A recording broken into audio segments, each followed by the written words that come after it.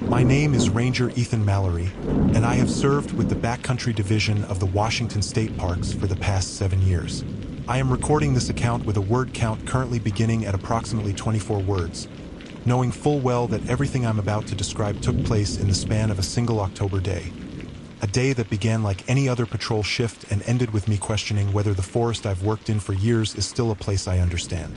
The morning started before sunrise, the cold kind that bites through layers even when the sky is just pale blue and quiet.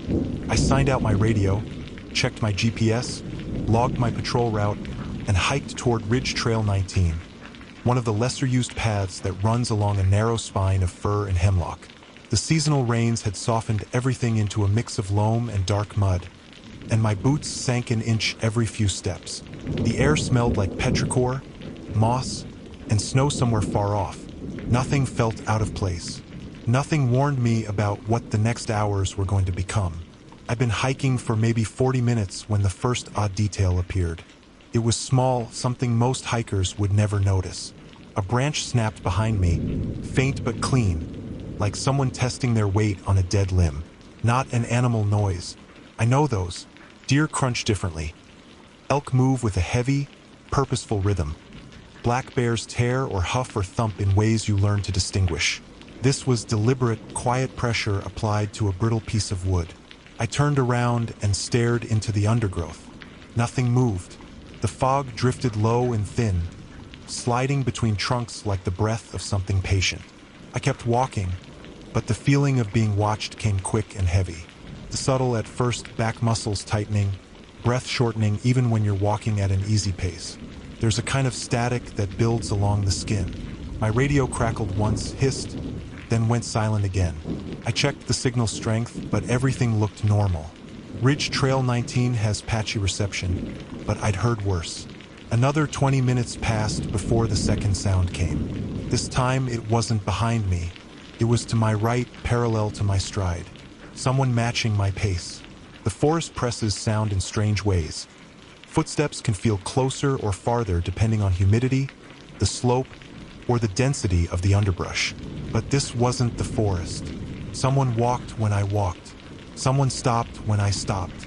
I tested it twice, slowed down to a near crawl, and each time the shadowing rhythm mirrored mine perfectly, as if intentionally reminding me that I wasn't alone.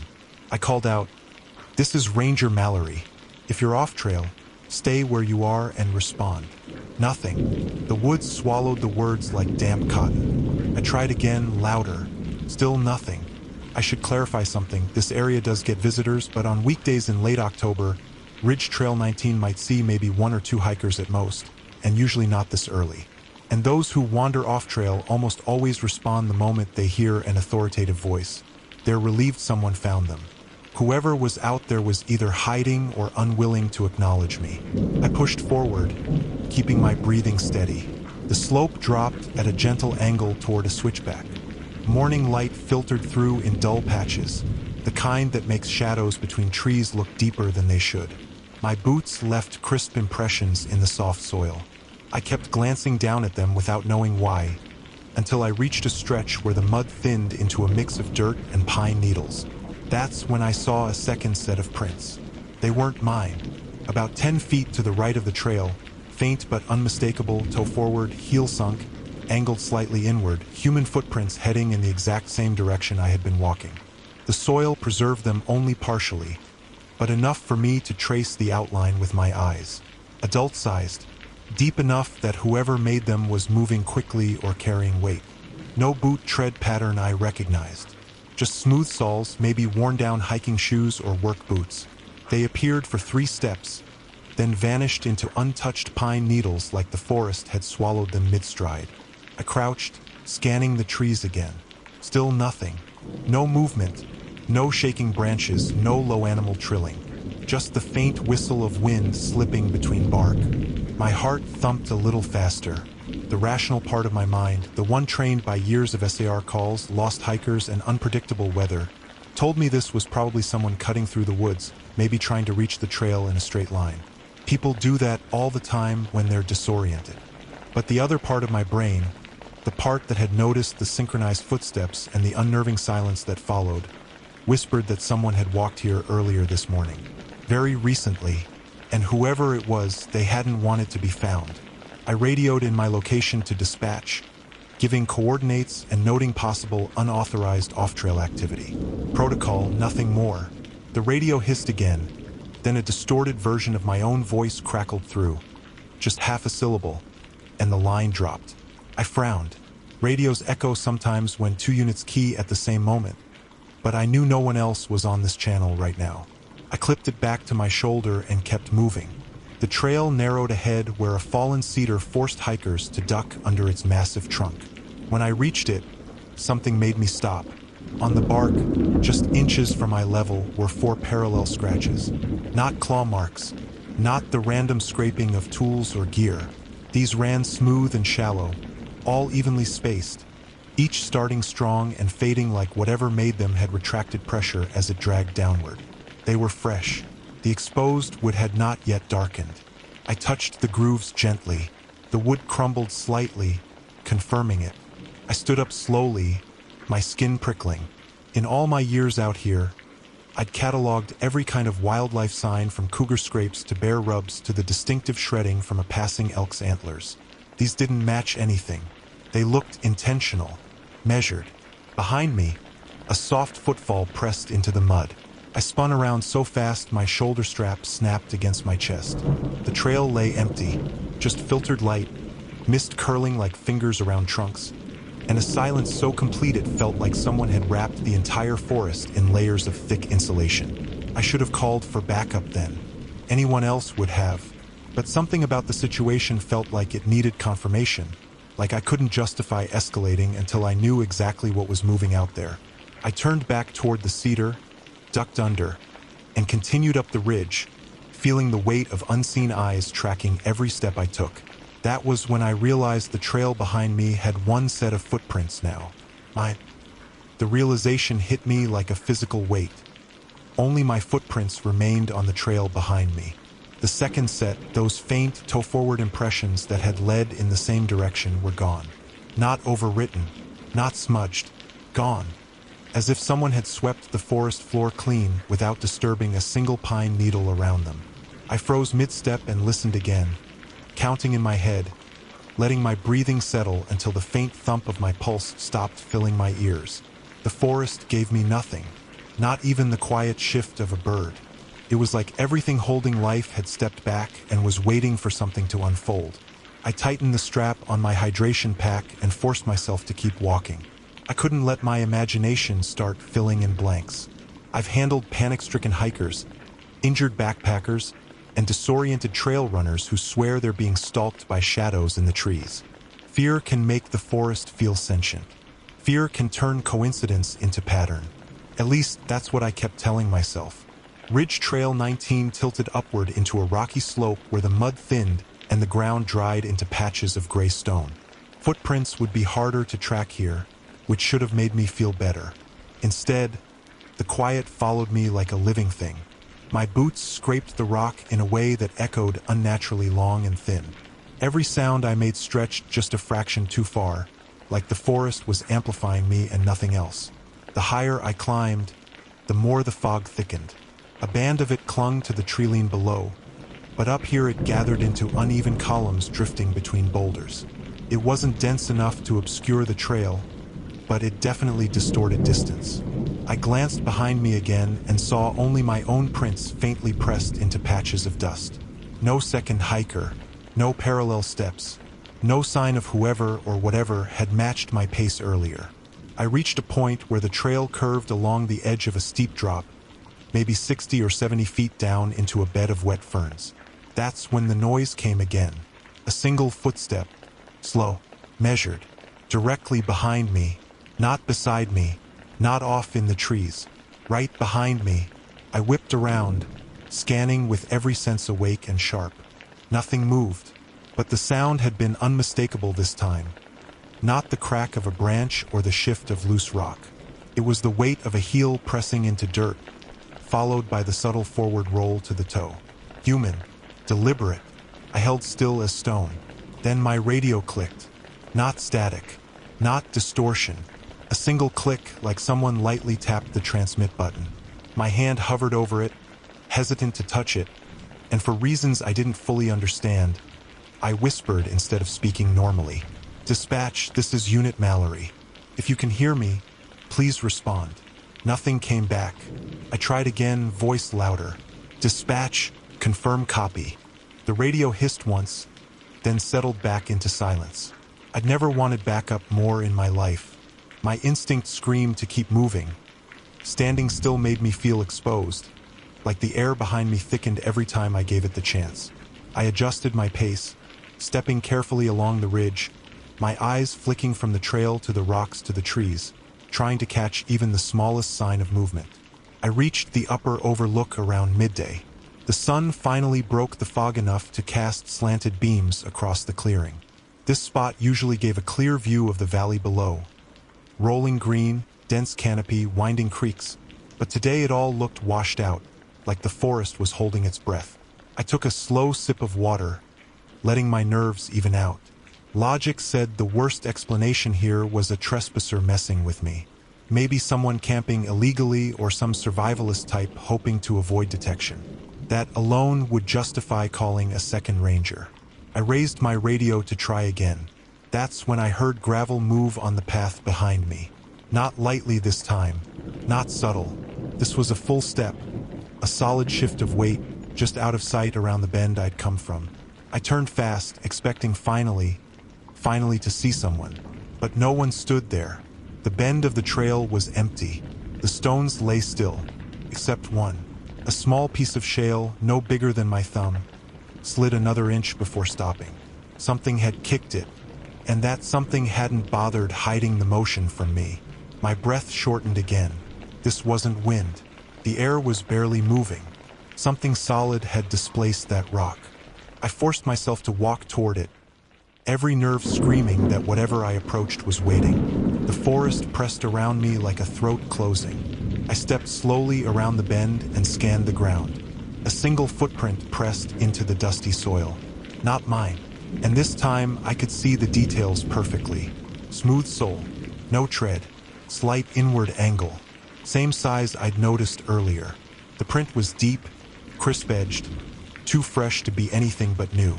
It pointed uphill, toward where the trail continued winding toward the ridge summit, as if it wanted me to follow. I crouched down, examining it closely. The dirt still crumbled from the heel. The depression was clean. No debris drifted in. Whoever made it stepped their seconds before I turned the corner. But that made no sense. If someone had just passed through, I would have seen them. There was nowhere to hide on this stretch, just bare rock walls and sparse underbrush. I stood up and looked again, slowly, deliberately, letting my eyes adjust to every shape. Nothing. No person. No movement. Then, behind me, down the trail I had already searched twice, a breath moved through the air. Not wind. Breath. Close enough that the tiny hairs on the back of my neck lifted. I didn't turn immediately. I kept my posture still, listening. The inhalation was faint, shallow, like someone was trying to control it but failed. My throat tightened, and instinct warned me turning too fast would provoke something. Someone, who had no interest in being seen, pivoted slowly. The trail behind me was empty, but the breath was real. I'd heard it. I'd felt the warmth of it brush my skin. My jaw clenched. Something was wrong on this ridge. Very wrong. I reached for my bear spray, more for sanity than survival, because even as I wrapped my fingers around the canister, I knew whatever was tracking me wasn't an animal. I needed to get off Ridge Trail 19. Now, I took a step. A second footprint appeared in the dust about 8 feet ahead of me, forming right before my eyes. No sound, no visible cause, just a sudden downward impression as if an invisible weight had pressed into the ground. My throat dried instantly. Whoever or whatever was following me had stopped hiding, and it was standing between me and the only safe way off the mountain. The footprint that formed in the dust ahead of me locked me in place. Every instinct said, don't move, don't breathe, don't even blink until you understand what you're facing. I've tracked animals, hikers, and the occasional fugitive through terrain just like this, and never once have I seen weight depress soil without a body causing it. The rational part of my brain scrambled for an explanation. Soil settling, vibration, trick of light, but none of it matched what I saw. The print was too sharp, too recently made, too intentional. I backed up one slow step. My heart beat loud enough I was sure it had to be audible in the empty air. The forest stayed silent. Another footprint formed, closer this time. Same sole shape, same inward angle, same depth, like someone was stepping carefully but confidently, approaching me one invisible stride at a time. I forced myself to breathe through my nose, steady and even. Panic would kill me. Panic would push me into doing something stupid, like turning and sprinting down the ridge, a perfect way to catch an ankle on a route and go headfirst into the ravine. I raised my radio again. My thumb hovered. I didn't want to key up and trigger whatever was out there, but I didn't see another option. Before I could push the button, the radio clicked. Not me, not dispatch, something else. Then a soft voice came through. Male, calm, barely above a whisper, and it spoke with the same cadence I used when I did backcountry briefings. Ethan, stop walking. My hand went cold. The voice wasn't mine, and yet it was close enough to mimic my tone, my pacing, my volume, as if someone had listened to me long enough to learn the rhythm of how I spoke. I swallowed hard. Identify yourself. Breath hissed through the speaker. Slow, steady, deliberate. Then the same whisper, stop walking. I didn't stop because of the words. I stopped because of the next thing I heard. A single footstep behind me. No slow depression in dust this time. No gentle shift of rocks. This one sounded exactly like a human stepping onto solid ground. A heel striking, toe rolling, even the slight grit scuff of motion. 8 feet behind me at most. I didn't turn. Turning felt like stepping into a trap I didn't understand yet. Instead, I scanned every tree in front of me, every line of sight, every shadow that could conceal something. Nothing. The wind shifted, carrying a faint smell, earthy, like wet bark, but with something else mixed in. Metallic, cold, a scent I didn't recognize. I exhaled through clenched teeth. Enough. I was done letting fear hold the reins. I clicked the radio and spoke low, commanding. This is Ranger Mallory. If someone is on this trail, identify yourself now. You are putting yourself and me at risk. Respond immediately. The reply didn't come over the radio. Came from the woods to my left. A voice, quiet, fragile, called out, "Help!" It wasn't the same voice from the radio. This one sounded younger, human, afraid. A voice I've heard from dozens of lost hikers, desperate and exhausted. My chest tightened. Someone could genuinely be hurt. Someone could have stepped off the trail and gotten injured in the steep ravine or wedged between rocks. Even with the strange footprints, even with the radio mimicry, I couldn't ignore a real cry for help. The rule is drilled into every ranger. People first, fear second. I took one step toward where the voice came from. Another footprint formed directly in front of me, hard, forceful, as if slammed into the dirt, blocking my path. My breath caught. I stepped back again on instinct, and the woods answered with that same small, distant, pleading help. I didn't move. The voice repeated it, but this time wrong. The tone was identical, too identical, the exact same inflection, like a sound clip replayed perfectly with no fluctuation. No human voice repeats like that. I felt the forest shift around me, the way it does during a storm when pressure drops, when your body senses something changing before your mind catches up. My throat tightened. My fingers dug into the strap of my pack. I needed to get out, before whatever was pacing me decided to drop the pretense. I turned slowly, ready to retreat the way I came. That's when I saw something new. A single handprint on the rock wall beside the trail. Fresh, dust smeared in the shape of fingers and palm. What stopped me wasn't the print itself. It was the height. It was positioned at my eye level. Someone had braced a hand against the stone, standing fully upright, inches from where I'd walked minutes earlier. Close enough I should have seen a shadow, heard breathing, felt presence. But I had felt it. I just hadn't seen it. My pulse hammered. I forced myself to speak again. I don't want to hurt anyone. If you're injured, show yourself. If you're not injured, you need to step back and stop following me. The woods didn't answer. Not with footsteps, not with fake voices, not with movement. Instead, I heard something I wasn't prepared for. My own breathing, not in my chest. Behind me, slow, even, quiet, matching the inhale and exhale I made seconds earlier. I didn't turn, couldn't. My knees locked and sweat slid cold down my spine. Whatever stood behind me was close enough to imitate the rhythm of air leaving my lungs. I needed distance, and I needed it without triggering a reaction. I slipped my hand slowly to my belt, fingers finding the bear spray. I didn't grip it tightly, just enough to know it was there. Then I stepped backward onto a stable patch of rock, keeping my eyes front, posture steady. Another step, another. The breathing behind me adjusted, slightly delayed but still in sync. 3 steps back brought me to a junction where Ridge Trail 19 met a side route leading to an old fire access road. The access road dropped down toward the valley floor far quicker than the trail. It meant more exposure, more open ground, less forest cover, less opportunity for something to follow me silently without giving itself away. I turned my head just enough to see the break in the trees. Then I moved, fast, controlled. Every step placed with precision as I cut off the trail and headed down the slope. Gravel slid under my boots, but the terrain held. My breath steadied with movement, old training kicking in. The forest thinned, giving me clearer sightlines. Behind me I listened, counted, waited. 20 seconds passed. 30. No footsteps, no breathing, no radio voice. For the first time in hours, I thought maybe I'd broken distance. Then a shape appeared on the fire road ahead of me.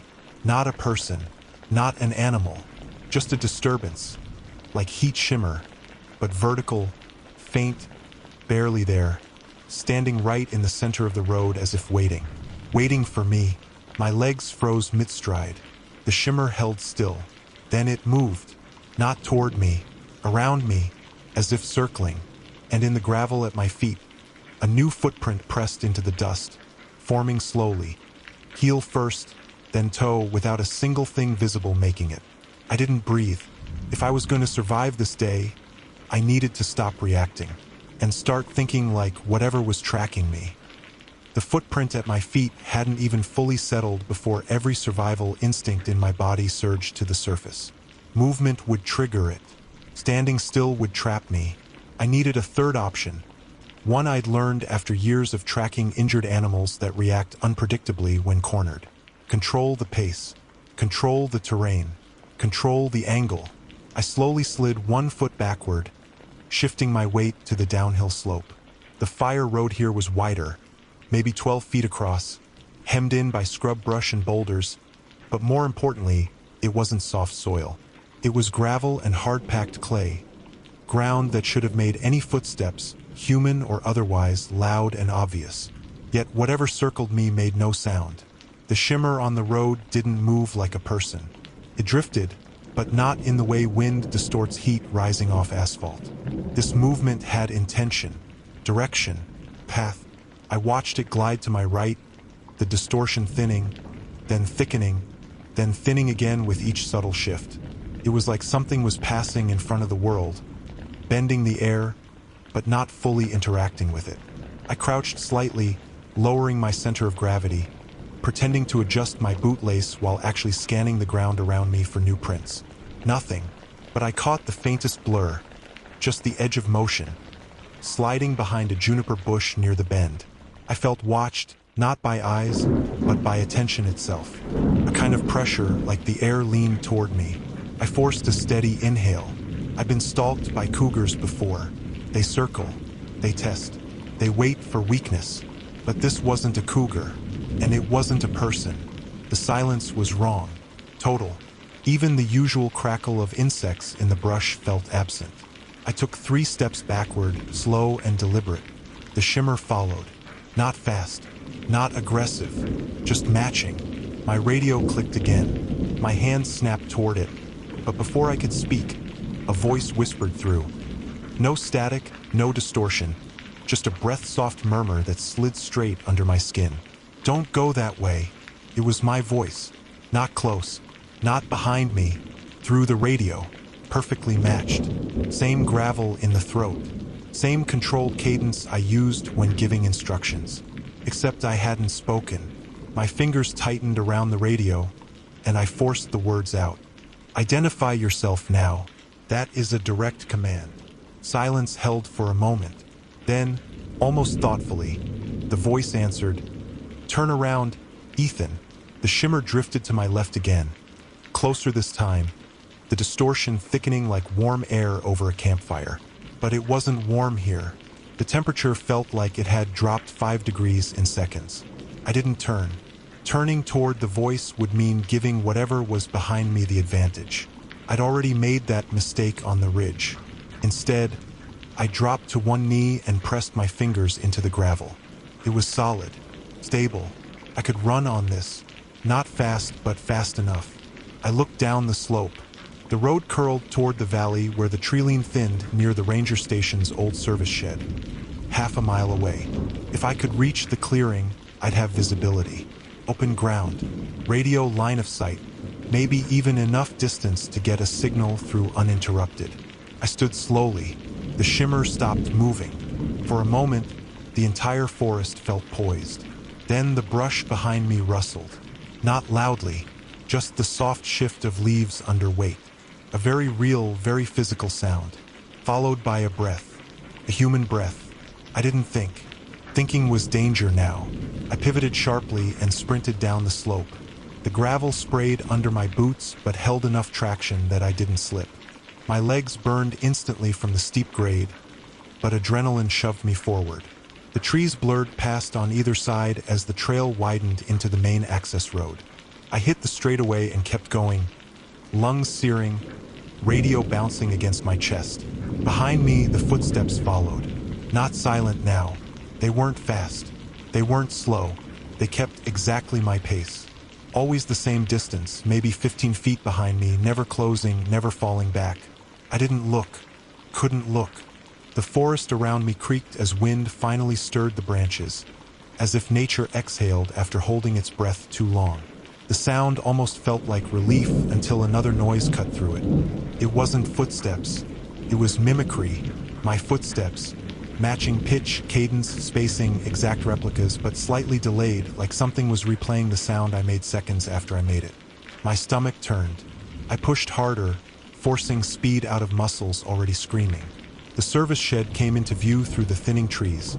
A squat metal structure, painted olive green, roof rusted, used mostly to store old trail tools. I angled toward it, boots slamming earth so hard I felt each shock through bone. The footsteps behind me changed. Not the sound, the distance. They grew closer. 12 feet, 10, 8. My chest constricted. I tore across the last stretch of road and slammed into the shed door. Locked. I dug for the key clipped to my belt. Hands shaking, adrenaline punching holes in my coordination. The footsteps stopped the moment I touched the lock. Stopped completely. I forced the key in and wrenched the door open. The shed was dark, dusty, lined with shelves of equipment. Field shovels, spare fuel cans, tarps, coils of rope. I stepped inside and turned to shut the door. A single footprint appeared just outside the threshold. Deep, forceful, heel to toe, like something had landed from a height. I slammed the door shut, locked it, and backed away until I hit the far wall. My breath came fast now, finally uncontrolled. I wiped sweat from my forehead, listening. Every small noise felt amplified. The tick of cooling metal, the soft rattle of tools shifting on their hooks. For 10 long seconds, nothing moved. Then a quiet knock tapped the door. Not violent, not threatening. 3 gentle raps, like someone politely asking to be let in. My mouth went dry. I reached for my radio, hoping maybe distance from the ridge would help the signal. "Dispatch, this is Ranger Mallory. Urgent priority. Do you copy?" Static. Then, my voice answered. "We hear you, Ethan. Open the door." Something scraped along the metal exterior. A fingertip? A nail? It dragged slowly across the width of the door, tracing the outline of the frame. 3 more taps. The radio crackled again. "Ethan," my voice whispered from it. "You shouldn't have run." Sweat soaked the back of my shirt. My pulse pounded so violently I felt it in my gums. I kept my eyes on the door, waiting for pressure on the hinges. A shadow under the gap. Anything. Instead, something slid under the door. A faint line of dust, as if displaced by the weight of a footstep. A single footprint started forming inside the shed. In front of me, heel first, slow, deliberate. Whoever was outside wasn't trying to come in. They already had. The footprint forming inside the shed pulled every breath straight out of me. It sank into the dust a fraction of an inch at a time, heel first, like weight was slowly settling onto an invisible limb. The air around it wavered, just barely, like heat distortion where there was no heat. My back pressed harder against the wall, palms slick, every instinct screaming that whatever had followed me wasn't outside anymore. It was in the same room, breathing the same air. I didn't move. Movement felt like an invitation. The edges of the footprint sharpened as the toe sank next, followed by a faint shift of dust as if the unseen leg carried weight forward. My stomach flipped. I forced myself to stay quiet, to breathe shallowly, to think. The shed was small, maybe 12 by 10 feet. Nowhere to hide. Whoever or whatever was inside had to be within arm's reach. I kept my eyes locked on the open floor, waiting for a second footprint. A shadow, a shape, anything. But the room stayed empty, quiet, except for my breathing and the faint metallic ticking of cooling tools on the wall. Then something else joined the sound. Faint exhale, not mine, came from my left, near the stack of toolboxes. I snapped my head toward the corner. Nothing moved, no shimmer, no disturbance. But the dust on top of the near toolbox shifted, just enough to slide in a small ripple, as though brushed by a fingertip. My throat tightened. The air felt colder now, almost damp, like standing near an ice cave. I reached slowly for the bear spray, fingers brushing the canister. The moment my hand made contact, a second footprint pressed into the dust near the first. Smaller, closer, facing me, my pulse hammered. Whatever had walked in was closing distance. I forced my voice to be steady. "Stop, right there. Do not come closer." I didn't know who I was talking to, but I needed to assert control. Needed to respond like a ranger dealing with a dangerous person. Needed to believe something physical was in front of me, because the alternative meant something far worse. The shed stayed silent. Then my radio beeped softly. I almost didn't lift it, but the sound that came through wasn't my copied voice this time. It was someone else. A woman. Soft, strained, like she was whispering right into the speaker. "Help me, please." The plea was raw, real. A trapped hiker, maybe. Someone injured. Someone scared. For one desperate second I thought maybe all the mimicry was an insane coincidence. Maybe someone had tried to follow me, gotten hurt, and the forest's acoustics were twisting everything. But then the voice repeated. Same tone, same timing, same tiny intake before the words. Identical, recorded, looping, not human. My hands shook. "What do you want from me?" A soft tap answered on the wall behind me. Closed. I spun and pressed my back to another surface, refusing to let anything get directly behind me again. My breath came faster. I scanned the shed, eyes jumping from shelf to shelf. Nothing. Then, slowly, the thin dust on the cement floor began to shift in a line from the prints toward me. One slow drag mark, like a fingertip tracing patterns on the ground. It made a curve, then another. I watched, frozen, as the dragging motion continued, forming shapes, simple, looping motions that didn't quite form letters but seemed deliberate, like something trying to write with an invisible hand. My voice cracked despite me trying to hold it steady. "Tell me what you want." The dragging stopped. For 3 long seconds, everything went still. Then the radio hissed with soft static and a whisper threaded through it. Not my voice this time. Not the woman's voice. This one was low. Hoarse. Male. "Stop running." I snapped the radio off. I didn't want to hear another second of that whisper crawling through the static. My breath fogged the air in front of me now, an impossible detail in an insulated metal shed during mid-afternoon in October. My fingers stung from the cold. Something was drawing the temperature down in the enclosed space, and fast. A third footprint appeared, right beside my right boot. I stumbled sideways, knocking into a steel rake that clattered loudly to the ground. The noise exploded through the shed, echoing off metal, jolting my nerves raw. The moment the clatter died, I heard the quietest sound yet. Breathing. Not an imitation this time. Actual breathing. Slow. Intentional. Barely audible. Coming from the center of the shed. Something stood 3 feet in front of me. Invisible. Close enough I should have felt its warmth. But the air felt colder. My lungs seized. The shed walls felt like they were closing in. Every tool, every shelf, every shadow felt watchful. I needed an exit.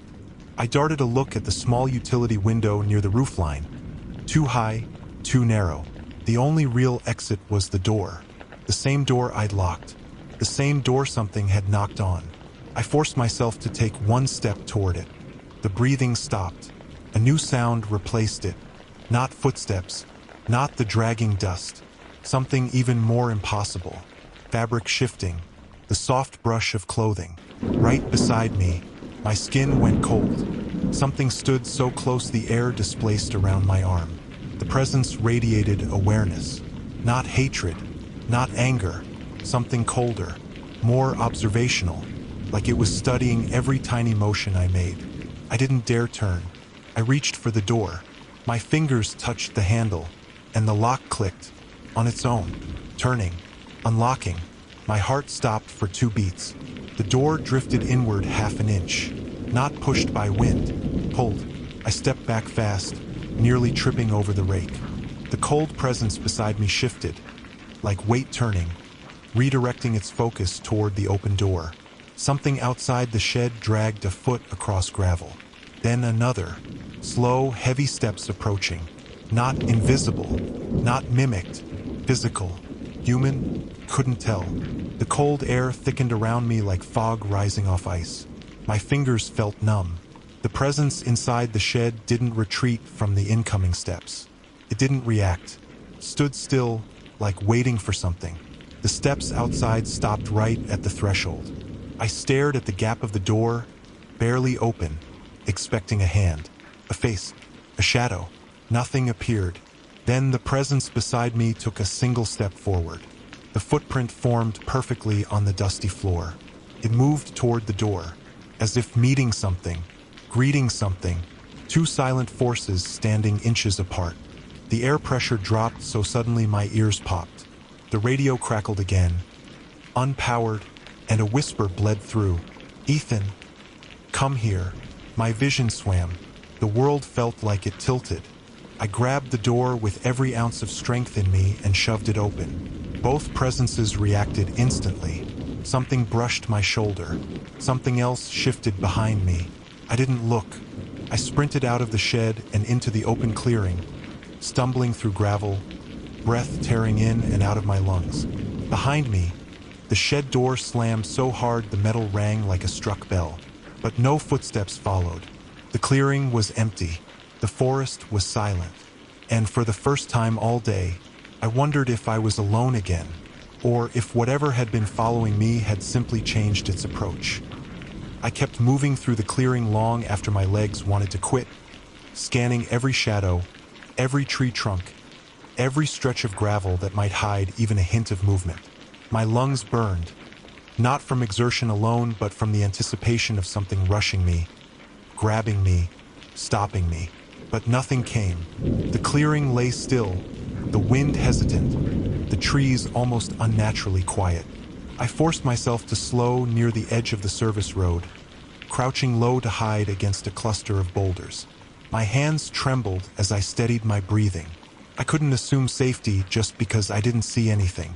Whatever had followed me up the ridge, inside that shed, moved without sound, without warning.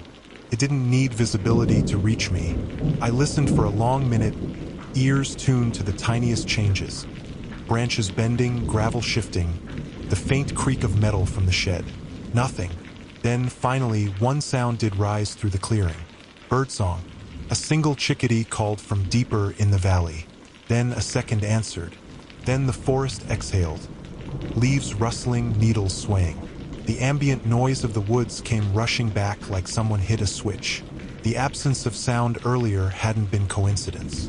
It had been environmental, like something had pressed down on the forest itself. I stood up slowly, my boots crunching lightly against the gravel, and checked my GPS. The signal flickered but held enough to orient Maine. The main ranger station was barely another half-mile downhill. If I reached it, I could lock myself inside, call for backup from the landline, and wait until another unit reached me. The sun still sat high mid-afternoon. Plenty of daylight left. I started down the road, keeping my pace steady, resisting the urge to sprint again. Panic would get me killed. About 2 minutes into the descent, my radio clicked back on. No static this time. A single, soft breath. I gripped the device without lifting it to my face. "Don't turn around," my own voice whispered from the speaker. My legs stiffened. My heart hammered against my ribs. The road around me remained open and bright, the trees standing still. I didn't turn. Couldn't. My voice continued, low and unhurried. "You're going the wrong way." A thin layer of sweat formed at the back of my neck despite the chill that clung to everything. I forced my throat to work. "Stop. Stop using my voice." The reply came instantly, calmly. "Then stop running from me."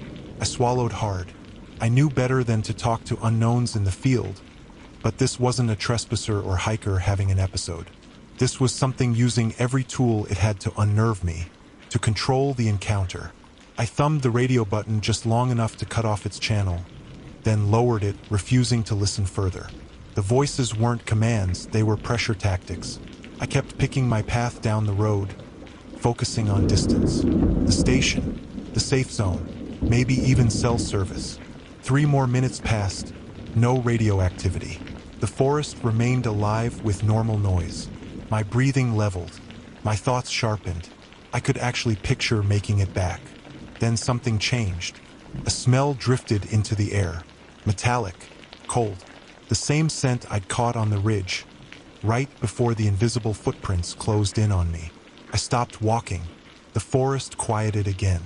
The metallic scent thickened, like cold steel held against the back of a tongue. I turned slowly, scanning the trees, my pulse thundering. I didn't see footsteps, no shimmer, no imprint in the dust. But something was wrong with the road. Where I just walked moments ago, the gravel looked disturbed. Small shifts like weight had pressed lightly across the surface. Not enough to leave prints, just the slightest displacement pattern winding up the road toward me. I stepped back automatically. The disturbances paused, then began moving again.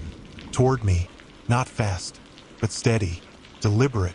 I backed away again, heart pounding. The disturbances moved faster, like it was adjusting to my pace. I didn't wait for it to catch up. I turned and sprinted.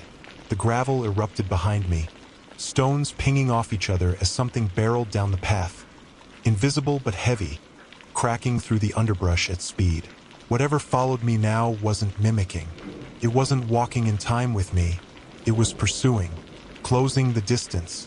My muscles screamed as I tore down the trail, boots skidding, branches whipping my arms and face. The sounds behind me shifted.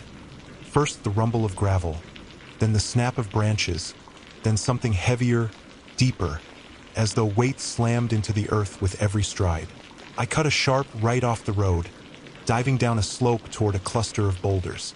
I hit the ground hard, tumbling once, twice, slamming shoulder first into rock. Pain flared through my arm. I bit down on a groan and pressed myself tight behind the largest boulder. The forest exploded with noise as something crashed down the trail above me.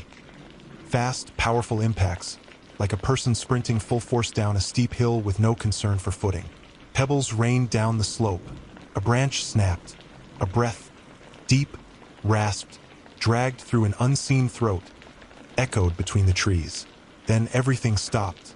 Not gradually, immediately. Silence. I stayed curled in the shadow of the rock, barely breathing.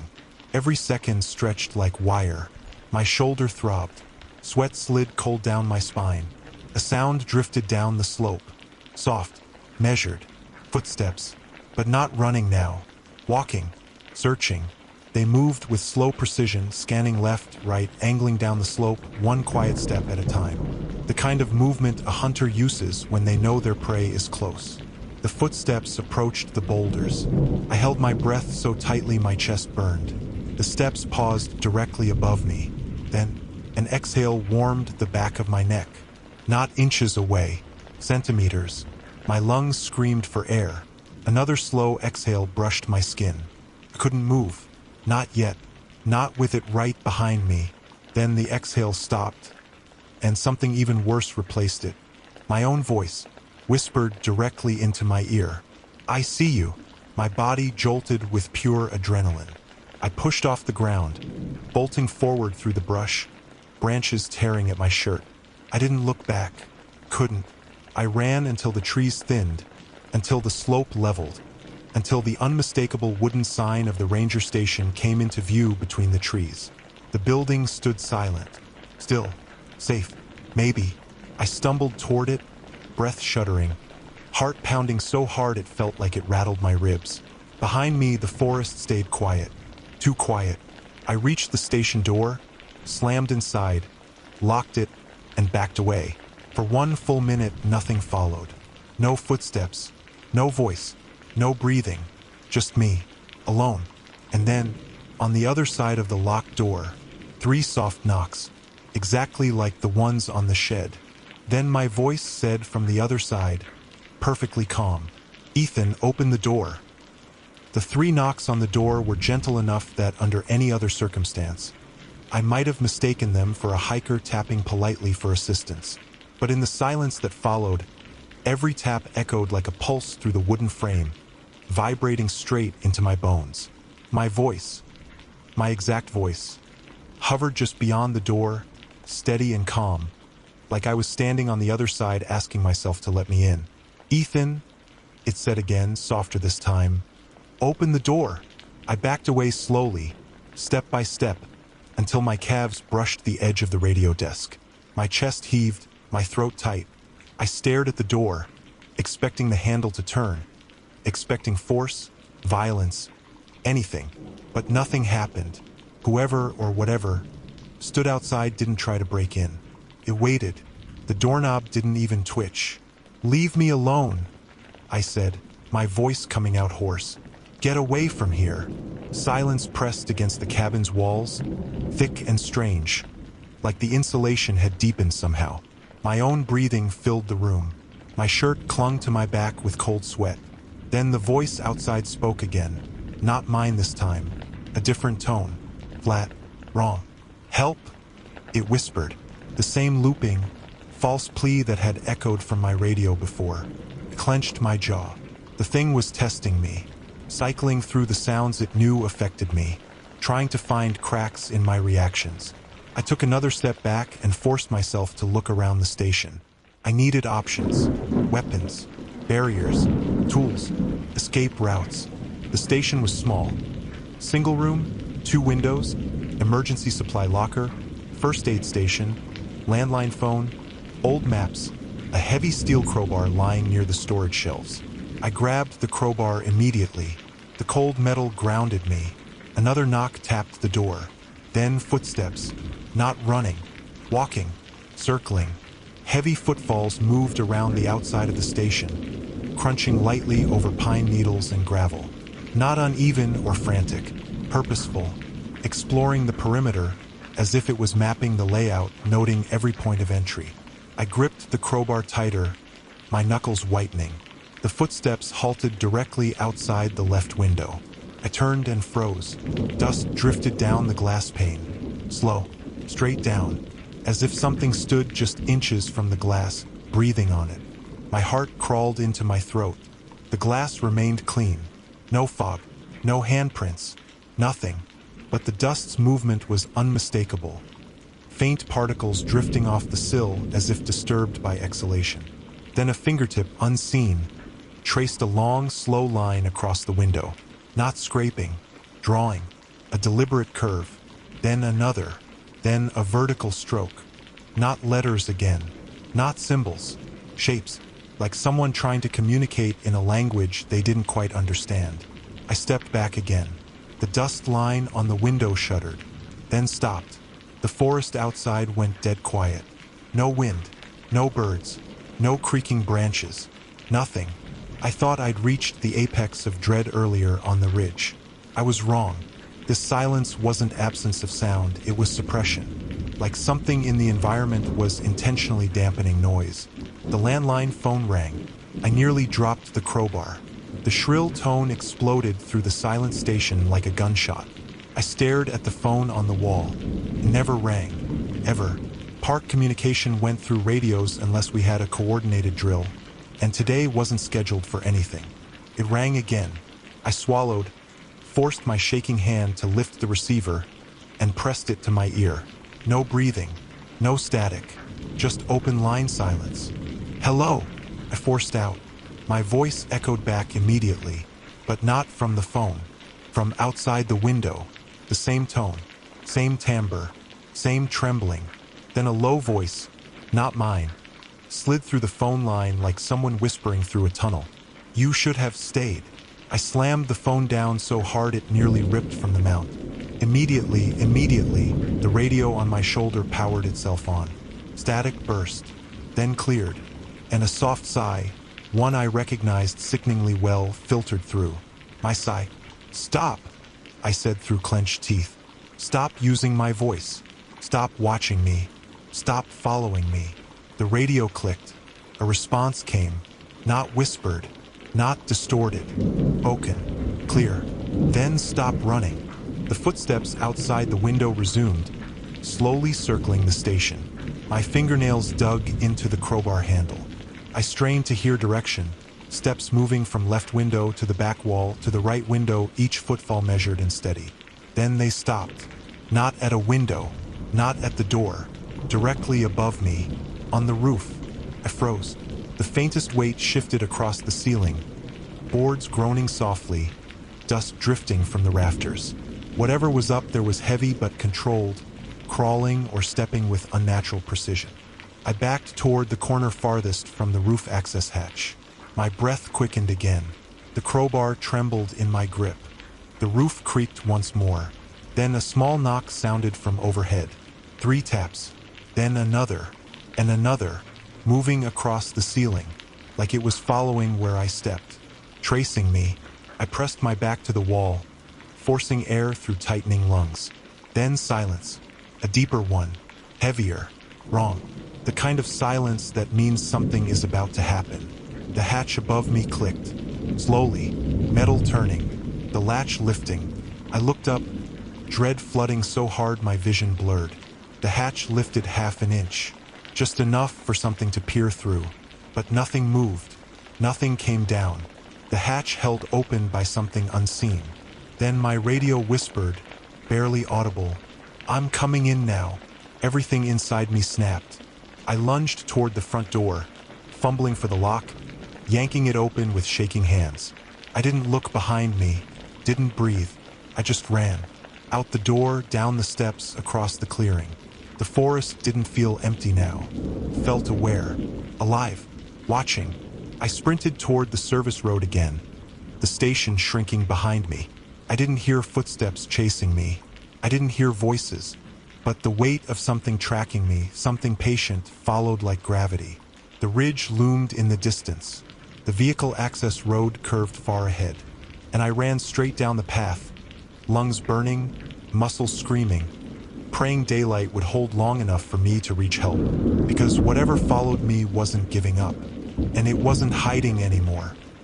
The road ahead wavered in the afternoon haze, a long gray ribbon curling downward through the trees. My legs were beyond exhausted, muscles twitching, throat raw from breathing too hard for too long. But I didn't stop. Not once. Not even when the ridge to my right groaned with shifting branches. Not even when the forest behind me exhaled a breath that didn't belong to the wind. I kept running because slowing down felt like dying. The vehicle access road widened as I reached the lower switchback. I could see the break in the treeline where the main logging road crossed. A place where, on any normal day, trucks and maintenance crews moved in and out. Today, it sat empty. Sunlight cut through in bright, unwavering beams. No shadows deep enough for anything to hide in. I pushed harder, lungs tearing at the cold air, boots slamming the gravel. The forest behind me thinned, and for the first time since I'd fled the station, I didn't feel watched. Not closely, at least. Then I tripped. My toe caught on something. A branch, a root, I couldn't tell, and my body pitched forward. I hit the ground hard, pain burning through my knees and palms. Dust plumed around me. Stones bit into my skin. I pushed myself up instantly, heart in freefall. That's when I saw it. Not a branch, not a root. A footprint, pressed perfectly into the gravel. Deep, sharp, facing uphill. Facing toward me, fresh. I scrambled backward on my hands and heels, blood thumping so loud I could barely hear anything else. The print wasn't mine. Same smooth sole, same inward angle. But the depth, deeper than the ones before, like whoever made it had dropped onto the ground with force. The forest behind me rustled. Just once. I rose shakily to my feet, gripping the crowbar so tight my hand ached. I scanned the trees, breath ragged. Nothing moved. And then something did. Not in the forest. In the air. 10 feet in front of me, the sunlight bending across the road shimmered. Not like heat, not like fog, but like something stood there, distorting the light around its shape.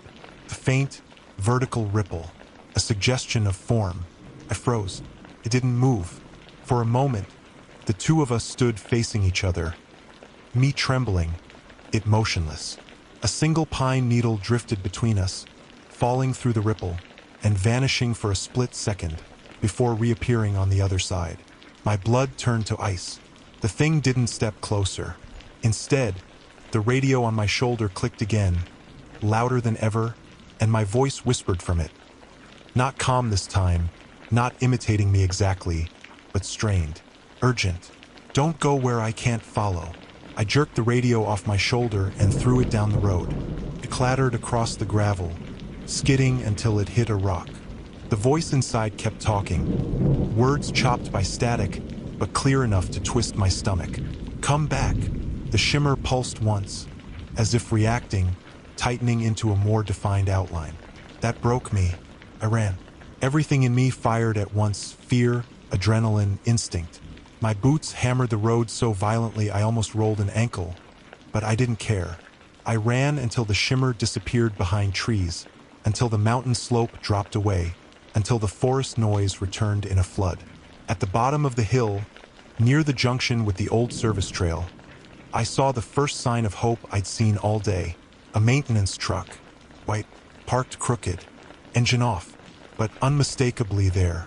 A person stood beside it, orange vest, reflective stripes, hat pulled low. A living, breathing human shape. I nearly collapsed in relief. I waved both arms. Hey, hey, over here. The man turned and saw me, his eyebrows lifted in confusion. Maybe from the way I ran, maybe from the dirt and sweat and wild panic carved into my face. He stepped forward, hands slightly raised. You all right? He called. Ranger. I reached him in seconds, doubling over with gasping breaths. You have radio, anybody, somethings? There's something. Whoa, he said gently, catching my arm so I wouldn't fall. Slow down. What happened? I tried to speak, but my throat seized. I swallowed hard, breath shaking. Something followed me, up on Ridge 19, into the shed, then the station. He frowned. What followed you? I looked back up the hill. The road was empty, but the treeline didn't feel empty, not even from here. I stepped closer to him. I don't know, I whispered. I don't know what it was, but it wasn't human. He stared at me for a long second, processing. He didn't laugh. He didn't brush it off. He just walked to the truck, opened the driver's door, and grabbed the radio handset from the dash. Maintenance 2 to base, he said. I've got Ranger Mallory here at the lower junction. Something's wrong with him. We need another unit. Static crackled. Then the reply came. My knees went weak, because the voice responding on the radio was mine. Perfect, calm, composed. Copy that, it said. I'll take it from here. The maintenance worker looked confused. Mallory, isn't that you? I shook my head violently. That's not me. That's not me. Don't respond. Don't answer that. He stared at the radio, jaw tightening. Base, request clarification. Ranger Mallory is... The radio cut out. A single click. Then silence. A wind rushed down the slope, sending pine needles swirling across the road. The worker turned, scanning the treeline uneasily. Someone's messing with your channel, he muttered. No, I said, stepping back, eyes locked on the woods.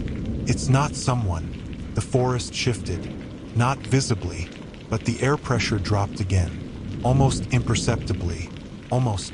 The worker noticed too. Storm coming in? He asked, but his voice had lost its confidence. I stepped farther from the treeline. We need to go. Right now. Get in the truck. Drive. He didn't argue. We climbed in, doors slamming shut. He started the engine, hands trembling slightly as he shifted into gear. The truck lurched forward onto the gravel road. As we pulled away, I glanced back one last time. First, I saw nothing. No shimmer, no footprints, just trees and sunlight and the empty road. Then something caught my eye. A small disturbance. Dust lifting off the gravel. Not swirling, following, in a straight line, keeping pace with the truck.